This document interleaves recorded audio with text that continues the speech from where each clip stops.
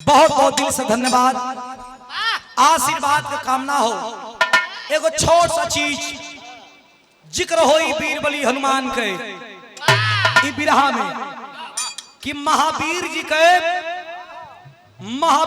के जेकरे ऊपर कृपा भयल ओकर नाय कबो भंवर में फंसल। कलयुग में भी महावीर जी अमर होके घूम रहल बाड़े। जहां राम का नाम आवेला, जहां राम का सुमिरन होला, जहां राम नाम कहल जाला वहां सबसे पहले हनुमान जी का आगमन होला। ये आशीर्वाद मिलल बा प्रभु श्री राम से कि आप कलयुग के अंत तक रहेंगे और कलयुग के अंत तक करेंगे क्या कि जहां हमारा नाम का गुणगान होगा वहां आपका पहरा होगा। तो आइए इसी से संबंधित एक बिरहा बहुत कम समय में। आइए तो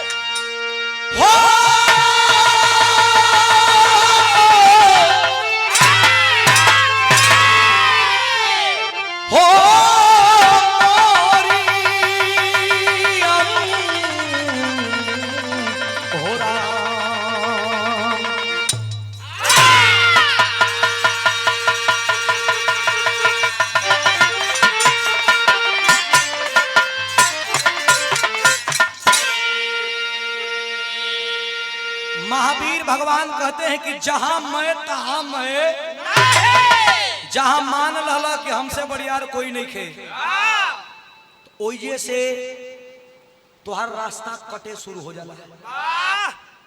घमंड इंसान के पागल बना देला।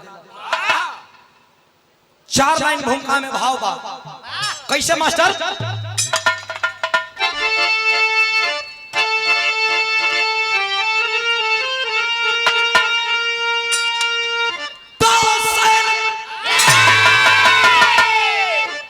सज गई चतुराई जंग में, अरे जब लगी दाव पर हस्तिनापुर की हस्ती, सो गए बाण सैया पर दादा भीषण, डूबने थी लगी भंवर बीच कश्ती, गुरु दौड़ का है बधन हो गया, अरे सेनापति कर्ण बना कौरवों का, चिंता भरी दिल में केसों के भारी, हुए मगन हर्ष बढ़ा कौरवों का।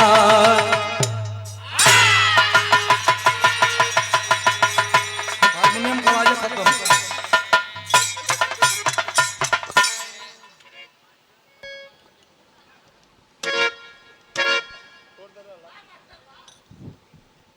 हारमोनियम को देख ला बीच बीच में छोड़ देता है। देखा फिर छोड़ दो। पता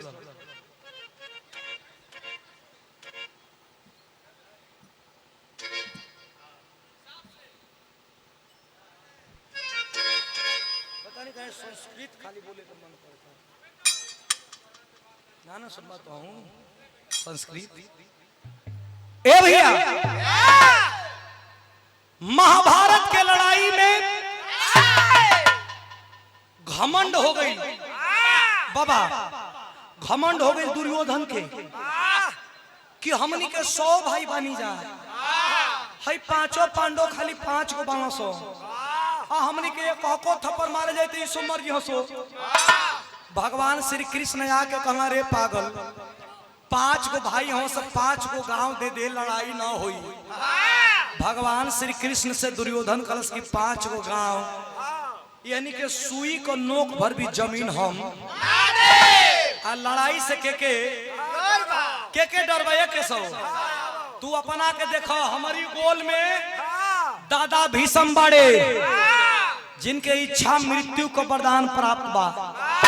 अरे हमारा गोल में दानवीर करण बा जेके अमोघ प्राप्त बा। हमारा गोल में गुरु द्रोणाचार्य बाड़े कृपाचार बाड़े, मामा सकुनी बड़ा, मामा सकुनी जियते बड़ा। हटा हमारा के उससे डर। भगवान जनना के एकरा कपार पर करिया बा छा गई बा। लड़ाई हो गई। आज जब लड़ाई हो गई तो लड़ाई के मैदान में देखा दादा भीषम भी बाढ़ के सैया पर लौट गईलन, गुरु द्रोणाचार्य भी मारल गईलन, शकुनी भी मारल गईलन। अब देखा वही जब करण बचल बा जौना पास अमोघ शक्ति बा, और वो अमोघ शक्ति ऐसा शक्ति की जेकरा करेजा पर जेकरा गर्दन पर चला दे ओकर जान बचल नामुमकिन बा, ओके मरना ही मरना बा। आ करण खोजत के बा अर्जुन के, इन्हीं के मारब ये सबसे वीर बाड़े। एक दिन लड़ाई के मैदान में भेंट हो गई। भगवान श्री कृष्ण जब भेंट भइल करण से तो देखल कि किरण नहीं डूबल। लड़ाई के मैदान में एगो नियम रहना कि किरण डूबला के बाद केहू केहू के ऊपर बाण ना चलाई। आए और देखत हूं कि 10 मिनट टाइम है, आई लखेद लल। भगवान श्री कृष्ण अर्जुन के रथवा के नीचे कर धलन। आज जब अर्जुन के ना पैलस करण तो कहत पका मास्टर बिरहा में कौवाली के टुकड़ा बा।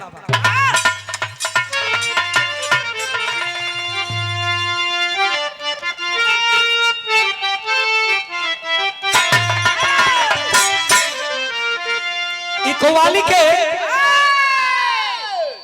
स्वर्गीय रामदेव गुरु जी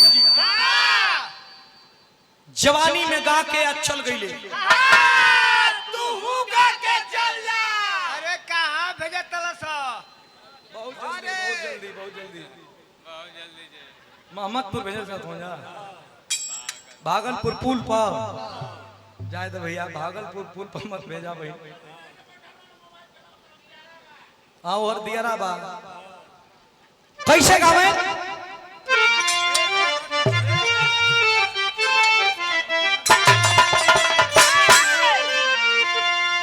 अरे काबे में अरे तेरा जलवा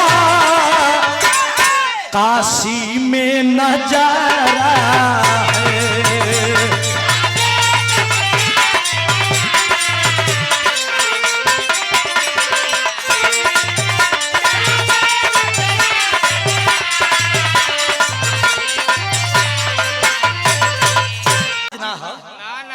मनोरंजन बाकी तनकी सा हम लोग को मनोरंजन हो जाओ, तनकी सा आप लोगों को मनोरंजन हो जाओ।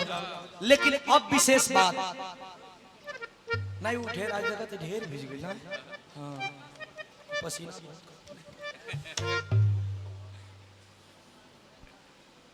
जने मौका पे हम निकाल बनी जाए ओ मौके का चीज जने मौका पे हम निकाल बनी जा वो मौका का चीज एक बिरहा बहुत छोट समय में एक बिरहा सुनाओ बनी, ओकरे बाद पारी तलाक से उहर जाई।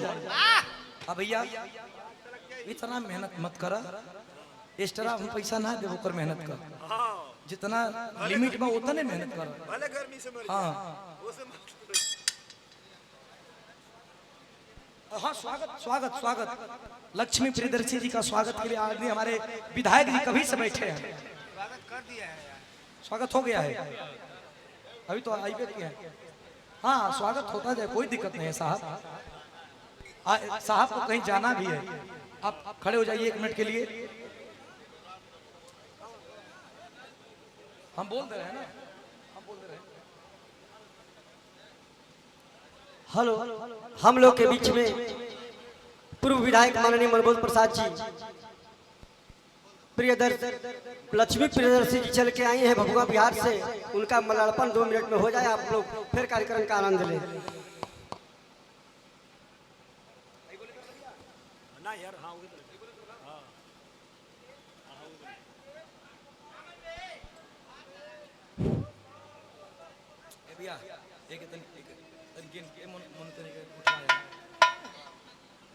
दूरी का जय।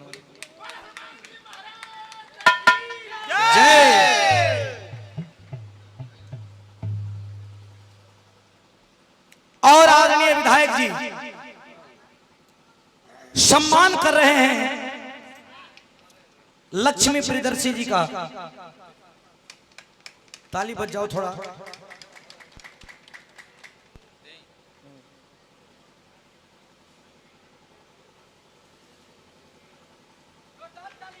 जोरदार ताली।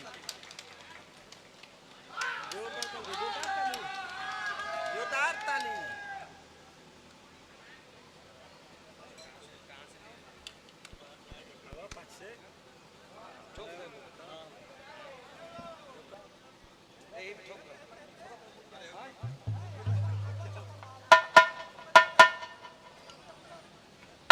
और ये पुरस्कार मनोज यादव मल्हनी महुआरी मेला भटपार रानी भाटपार रानी महुआरी मेला आपके द्वारा पुरस्कार 100 रुपया कोट नाम